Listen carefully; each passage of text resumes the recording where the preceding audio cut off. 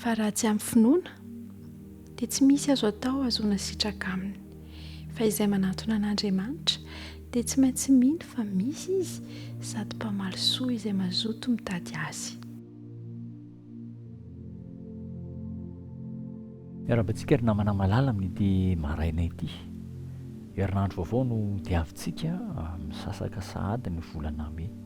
Maniry ny fahasoavan'ny tompo aminao tsirairay avy ary izany anaran'i Jesosy Kristy izany no iarabanantsika any amin'ny toerana maro isan-karazany misy antsika. Finoana miamitombo, izay no lohahevitra androany.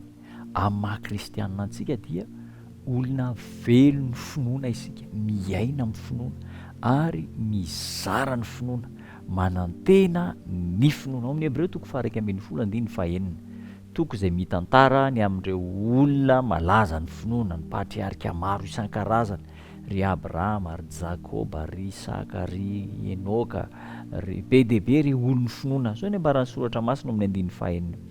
Raha tsy amin'ny finoana dia tsy misy azo atao azoana sitraka aminy, fa izay manatona an'Andriamanitra dia tsy maintsy mino fa misy izy sady mpamaly soa izay mazoto mitady azy. Ny tena finoana marina dia midika fa fianteherana tena izy amin'izay voalaza an'Andriamanitra, miantehitra amin'izay voalaza an'Andriamanitra. Ary io finoana io dia miasa amin'ny alalan'ny zavatra tsy azo tanteraina kanefa misy, miasa amin'ny zavatra tsy eritreretin'ny saina maha-olombelona sy ny siansa kanefa misy.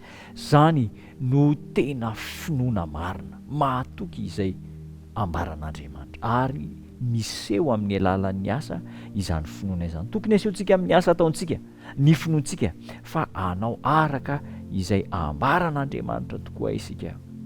Tsy tokony hiemotra na mijanona eny antenantenan-dalana isika, ary tsy tokony hanahana sy salasala ny amin'ny vokatra izay tadiavin'Andriamanitra omena antsika. Ny tena finoana marina dia miorina amin'ny fanaovana arak'izay nasain'Andriamanitra ataontsika, fa tsy amin'ny toe-javatra izay tsy nanomezan'Andriamanitra baiko antsika.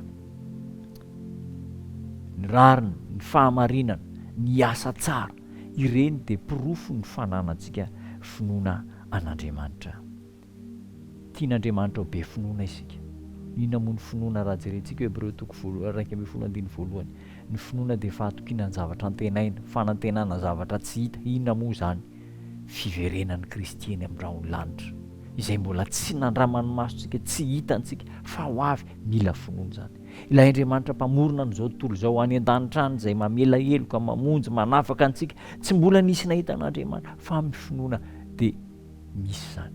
Finoana no andresentsika ireo zavatsarotra rehetrarehetra izay mitranga amin'ny fiainantsika. Finoana ny anantenantsika fa ho vitan'Andriamanitra ao anatin'ny fotoana fohy, ny fitoriana ny filazantsara amin'ny alalantsika. Finoana avokoa zany. Aoka anana finoana mitombo. Ahoana ny ananantsika finoana mitombo?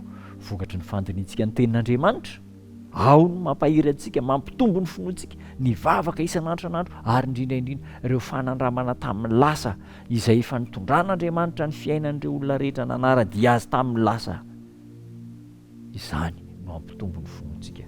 Aoka hanana finoana mitombo isika, finoana tsy misalasala ary finoana miasa manao ny asan'Andriamanitra. Tafatoetra aminao zany ho ampiarinao, ampiarintsika eo amin'ny fiainantsika, mba ho tena olony finoana tokoa isika andeha hivavaka isika.